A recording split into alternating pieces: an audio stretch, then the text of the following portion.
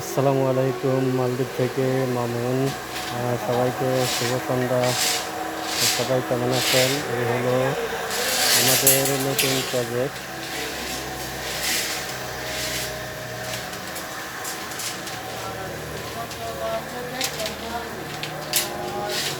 তো দর্শক, আপনারা দেখতেছেন আমাদের নতুন প্রজেক্টে কাজ চলতেছে।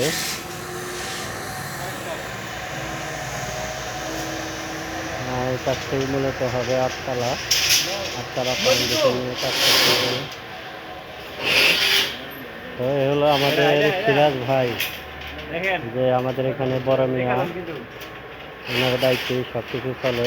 ওনার নাম হচ্ছে সিরাজ ভাই। তো